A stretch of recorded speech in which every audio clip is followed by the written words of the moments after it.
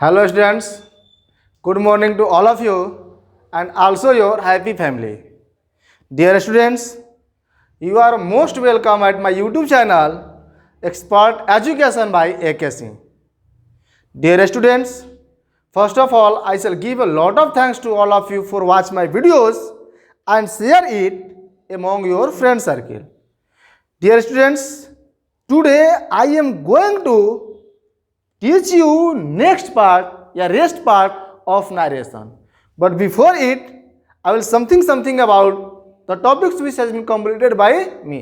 अर्थात हम ये कहने का प्रयास कर रहे हैं कि जो भी टॉपिक हमने आपको पढ़ा दिया है थोड़ा सा हम उसके बारे में डिटेल्स डिस्कस कर लेते हैं। जैसे हम लोगों ने पढ़ा था नरेशन के बारे में, डायरेक्ट नरेशन, इनडायरेक्ट नरेशन, उसके बाद change of person, change of tense, change of other part of speech. उसके बाद हम लोग इंट्रोगेटिव का पूरा डिटेल्स पढ़े थे।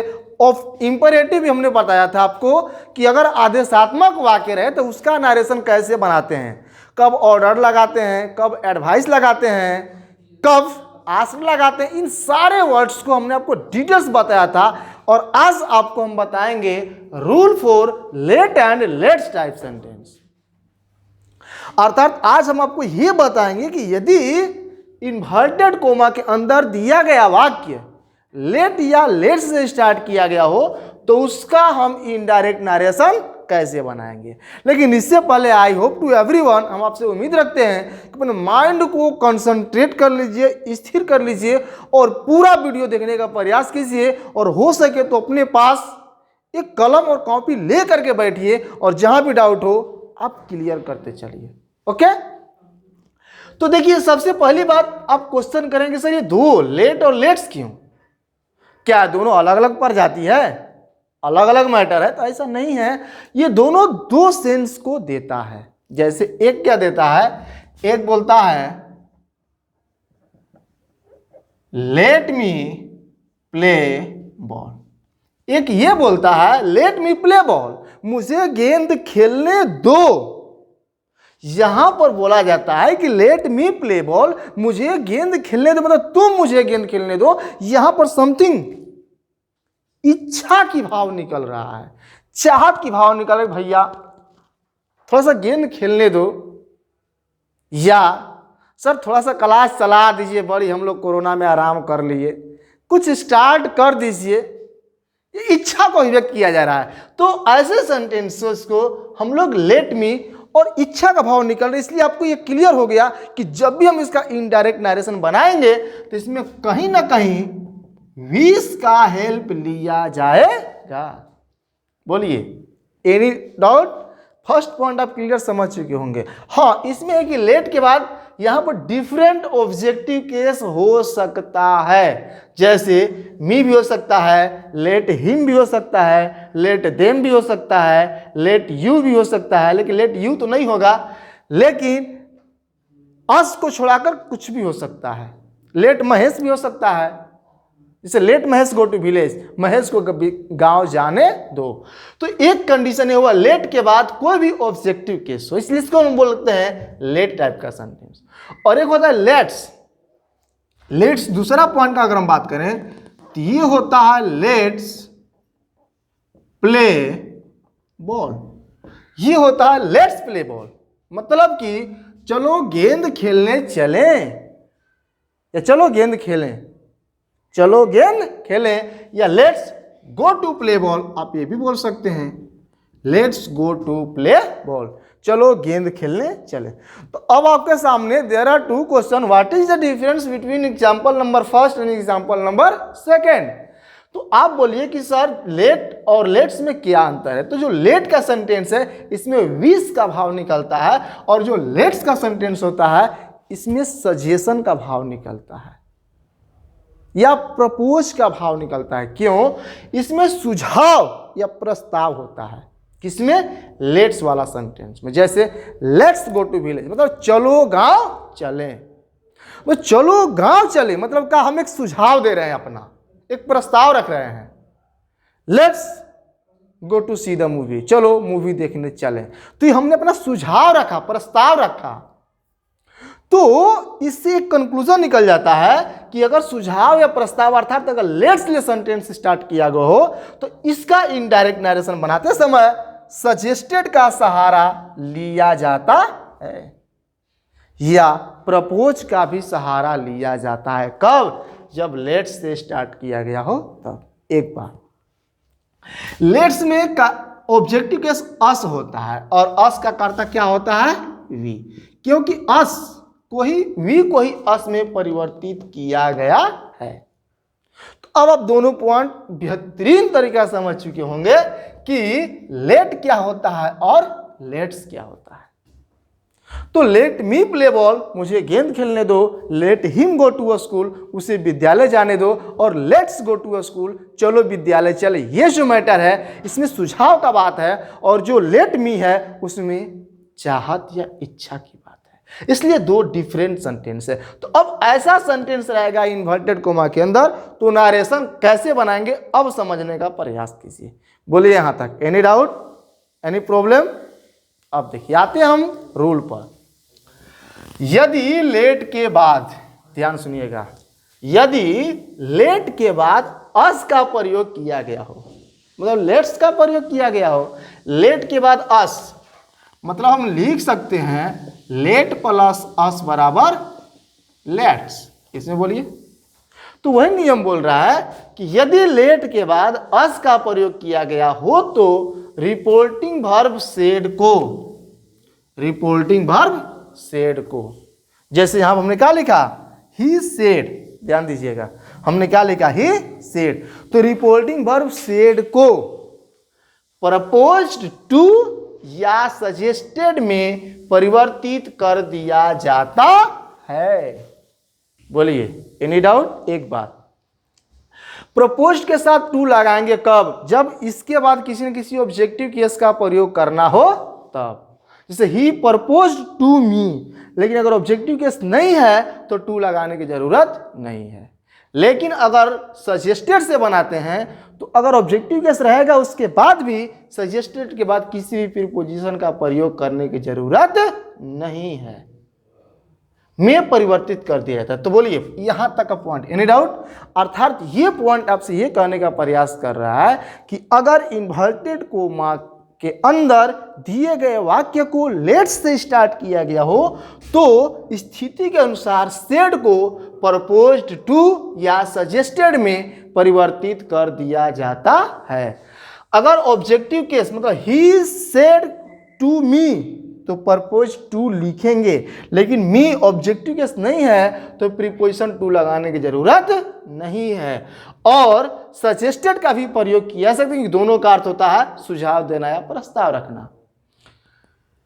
परंतु लेट के बाद, लेट के बाद किसी अन्य ऑब्जेक्टिव केस का प्रयोग किया गया हो, जैसे लेट के बाद मी आ गया हो, हिम आ गया हो, देम आ गया हो, हर आ गया हो, महेश आ गया हो, सुरेश आ गया हो, सीता, गीता, मीरा, कुछ भी आ गया हो, तो ऐसी स्थिति में रिपोर्टिंग वर्ब सेड को, सेड के लिए विश्ड का प्रयोग किया जाता है।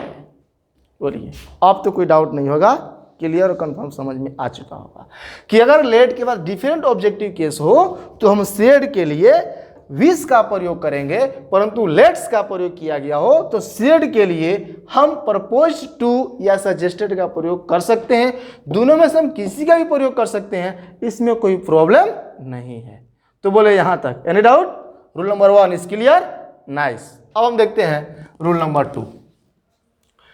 अब रूल नंबर 2 में हम बात करते हैं, तो इसमें यह बोलता है कि दोनों परिस्थितियों में अब आपको मालूम होना चाहिए कि what is the both condition, वो दोनों स्थिति क्या है, दोनों परिस्थिति क्या है। तो अब आपको पता चल चुका है कि सर एक स्थिति वो है जिसमें लेट के बाद कोई ना कोई डिफरेंट ऑब्जेक्टिव केस होगा, जैसे हिम होगा, देम होगा, हर होगा, मी होगा, और लेट के बाद अस, मतलब एक केस ये है कि लेट के बाद सिर्फ और सिर्फ अस होगा और अस में कर्ता भी छिपा होता है। तो लेट्स के लिए हम सेड की जगह प्रपोज्ड टू या सजेस्टेड का प्रयोग करके इनडायरेक्ट नरेशन में परिवर्तित करते हैं। हो गया? अब देखिए रूल नंबर 2। तो ये दोनों परिस्थितियों में इन्वर्टेड कोमा के लिए दैट का प्रयोग करते हैं। जैसे हम एक सेंटेंस यहाँ पे एग्जांपल लिख लेते हैं, अब ध्यान समझिएगा। लिखते हैं example, he said to me let me play ball this time. एक एग्जांपल ये हो गया, और एक एग्जांपल लेते हैं, he said to me let's go to village। ये आपके सामने दो एग्जांपल हो गया। थोड़ा सा भी डाउट होगा कमेंट कीजिएगा। अर्थात एक sentence, he said to me let me play ball this time, उसने मुझसे कहा कि लेट मी प्ले बॉल, मुझे गेंद खेलने दो दिस टाइम, अभी। इसमें किसका भाव निकल रहा है? वीस का भाव निकल रहा है। Any doubt? और second, he said to me, उसने मुझसे कहा लेट्स गो टू विलेज, चलो गांव चले, इसमें किसका भाव निकल रहा है? परपोज या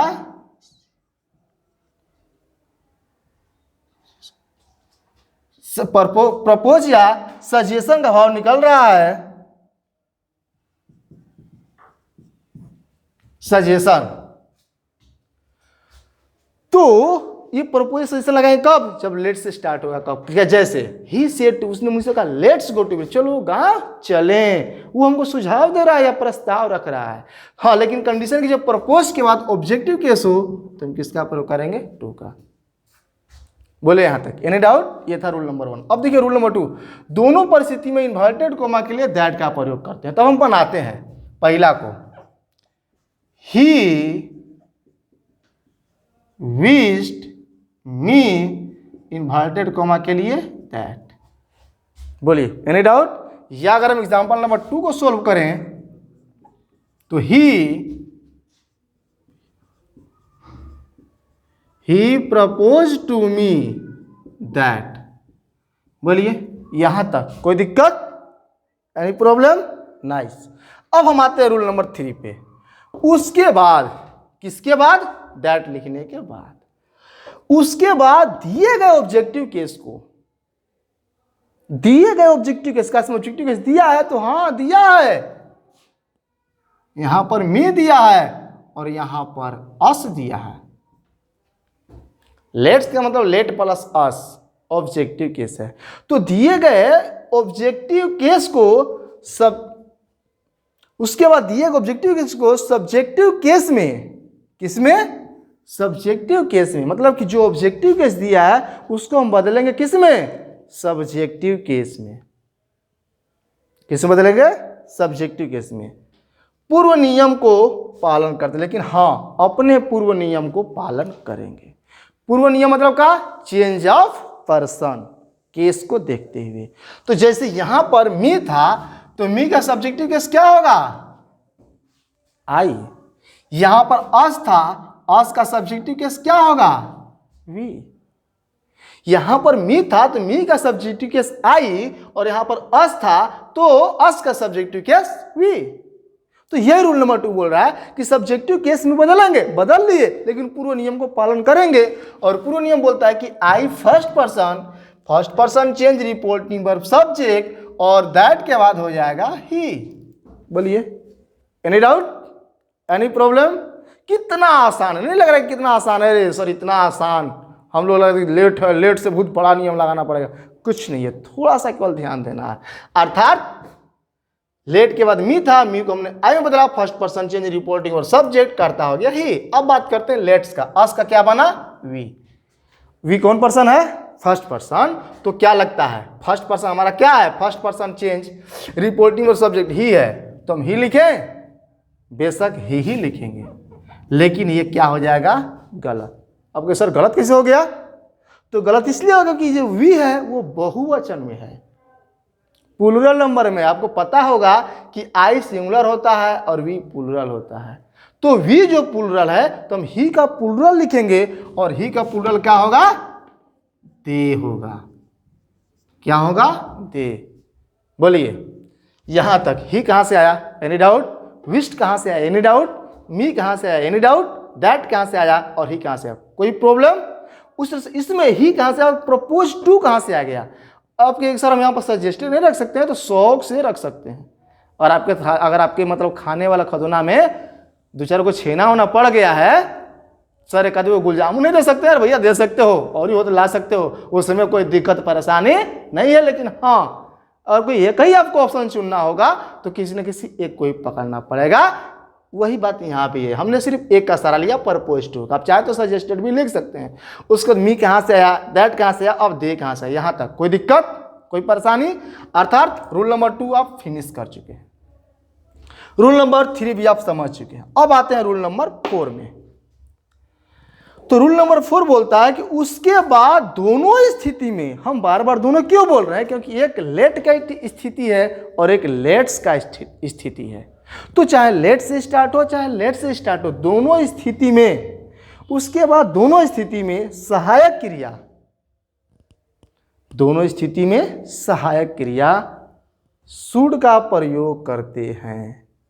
चाहे वो लेट्स का हो चाहे लेट का हो, सहायक क्रिया शुड हो। क्यों? शुड का हिंदी क्या होता है? चाहिए। जैसे मुझे गेंद खेलना चाहिए, आई शुड प्ले बॉल, हमने उससे इच्छा व्यक्त किया।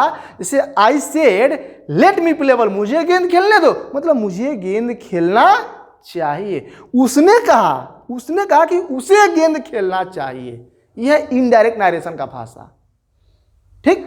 तो इसीलिए ऐसी स्थिति में सहायक क्रिया शुड लगाएंगे। अब कहेंगे सर ये शुड का ऊपर से उड़ करके आ गया, तो ऊपर से उड़ करके नहीं आया, लेकिन ये किसी टेंस का मैटर नहीं है, इसलिए हम यहाँ पर सहायता लेने के लिए सहायक क्रिया शुड का प्रयोग कर सकते हैं। सिर्फ डिफरेंट है तो यहीं पर, बाकी सब कुछ सेम, कोई अंतर नहीं है। शुड करते हैं, शुड का प्रयोग कर पूर्व नियम को पालन किया जाता है। पूर्व नियम जैसे बाकी जो परिवर्तन है वैसे कर देंगे। जैसे गो है, गो टू विलेज, या गो टू विलेज। तो बोलिए अब लेट और लेट्स का, अब कोई डाउट? अब बन जाएगा बस। यहां एक एग्जांपल यहां पर लिखा गया है, ही सेड, उसने कहा let's dance together. He said, उसने कहा लेट्स डांस टुगेदर, चलो हम लोग एक साथ क्या करते हैं, डांस करते हैं। तो हमने इसका इनडायरेक्ट नरेशन बनाया है, ही सजेस्टेड दैट, क्योंकि यहां पर सेड के बाद किसी भी ऑब्जेक्टिव केस का प्रयोग नहीं किया गया है, अर्थात ही सजेस्टेड दैट। अब दे कहां से आप समझ चुके होंगे। अगर बाय द वे अगर आप किसी किताब पर नहीं सर यहां पर भी दिया है तो चल जाए, क्योंकि बुक बोलता है कि आप वी या दे दोनों का प्रयोग कर सकते हैं, लेकिन हम नरेशन के नियम से दे को ही लिखेंगे। उसके बाद दे शुड डांस टुगेदर या दे शुड डांस टुगेदर, कोई डिफरेंस नहीं है, बस नीचे में ये है कि प्रपोज्ड का प्रयोग किया। आप क्वेश्चन करिएगा कि सर यहाँ पर टू का प्रयोग क्यों नहीं किया गया, तो हम जवाब देंगे कि भाई यहाँ पर टू के बाद ऑब्जेक्टिव केस जैसे मी, हिम, देम, ये सब नहीं है। तो बोलिए यहाँ तक एनी डाउट? तो लेट और लेट्स का सेंटेंस अब बन जाएगा नरेशन। ओके, क्या करें, एक एग्जांपल और देखते हैं। भाई देखिए आप पढ़ रहे हैं और आप ये दिमाग में हटा दीजिए कि सर हम लोग ऑनलाइन क्लास कर रहे हैं, समझ में नहीं आएगा। ये सब बात सिर्फ मेंटली प्रॉब्लम है, ऐसा कुछ भी नहीं। अगर आप ध्यान से पढ़ लीजिएगा तो हम दावा करते हैं कि आप ऑफलाइन से भी बेहतरीन ऑनलाइन समझ सकते हैं। हाँ, कुछ कंडीशन फॉलो करना पड़ेगा, जैसे ऑनलाइन पढ़ते समय माइंड को स्थिर और पॉजिटिव करना पड़ेगा कि नहीं हम ऑनलाइन समझेंगे चाहे जो हो जाए। दूसरा बात, आपको जो व्हाट्सएप ग्रुप बनाया गया है उसमें जो भी SW रोज दिया जाता है, आपको SW को भी सोल्व करना पड़ेगा। जहाँ भी प्रॉब्लम आता है आपको नियम, किताब या फिर अपने टीचर का सहारा लेना पड़ेगा बाय व्हाट्सएप थ्रू। तो अगर इतना करेंगे तो 100% आपको कोई भी प्रॉब्लम होने वाला नहीं है। अब एक एग्जाम्पल देख करके, दिखा करके अब आपको हम बात करते हैं ऑप्टेटिव सेंटेंस के बारे में। जैसे एक सेंटेंस दिया जाए, माई फ्रेंड